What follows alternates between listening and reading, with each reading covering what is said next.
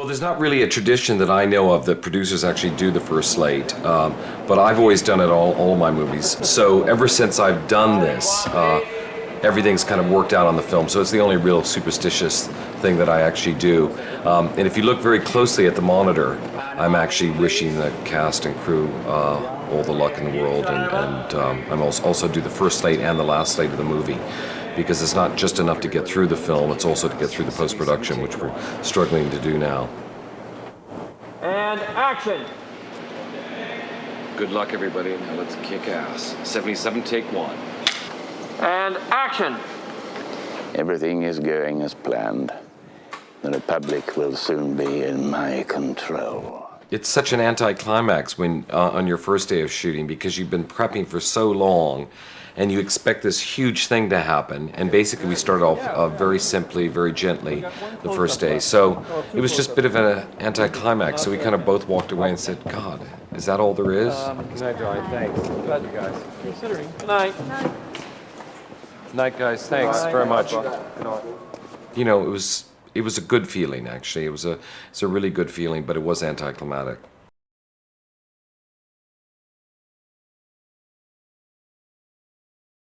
Normally, you wouldn't actually start on the stage and then move on location and then come back to the stage. I'm really looking forward to that experience, because these are like little hurdles and they're chapters in the film. So this first chapter we've been building up to for about 2.5 years.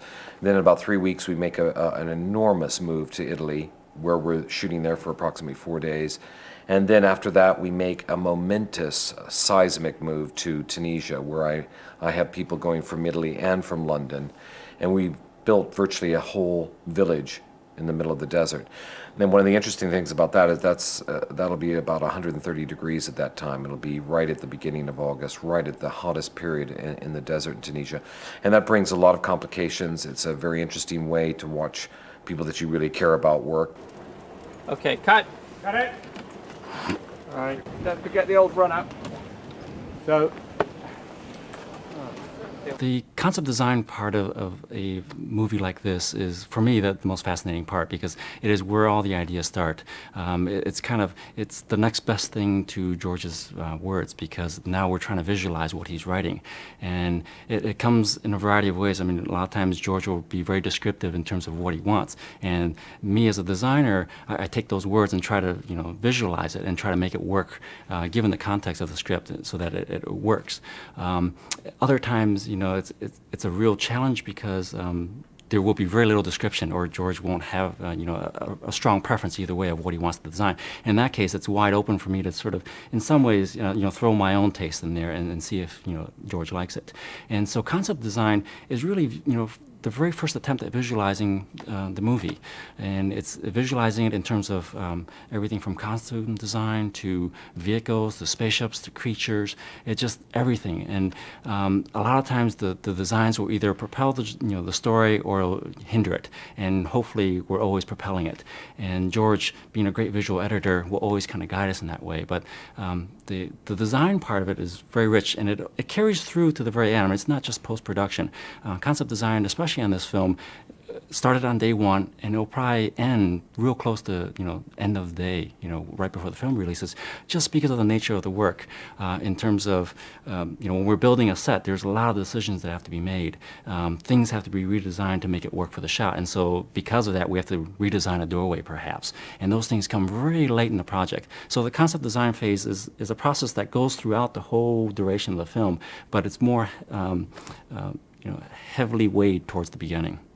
It's one of the reasons why I like building animatronic things or doing prosthetic makeups. It's because you actually walk something that's real in front of people, and you get a kick from them, you get a reaction off them. With CG creatures, which look and behave beautifully and always work right and always hit their mark, and they're great, but you can't actually go up and hug one. And with a lot of our creatures, I mean, just to be able to have kids on the set and see the reaction you get, for us is what the kick is, even though we are fully aware of the limitations of what we do. Well, this is basically our first stab at a stage schedule for the studio. So starting at the beginning here are two examples of these are the stages we're working on, say 2 of the big stages, A and B. where we can actually get maybe 2 sets in at a time in the stage using each end of the stage. We have sort of concept design, then sort of model design work, models showing George, then reworking of those models, because we'd never presumed to get the first suggestions of models passed. I mean, it's usually just a sort of a working model. Most models and ideas have maybe 2 or 3 passes through George, and hopefully by that time things are pretty definite. And we move pretty quickly into the drawing stage, into the drafting stage. On this film, I think that the total's been between sort of 52 and 55 assorted between location and constructed sets, or some constructed sets on location. Probably about 40 sets in the studio. I know you like your sets big. No, but what do you Conference room on that Yeah. battleship. This is about twice the size of the conference room on the Death Star. It's an interesting thing about casting, because I don't think you can really be lucky until you're really thorough. So we actually started our casting director, Robin Gerland, about 2 years before we started commencing on the film. The first year she spent interviewing close to 5,000 kids to play the part of Anakin Skywalker. She went everywhere. She traveled to France, Germany, England. She traveled all over the United States.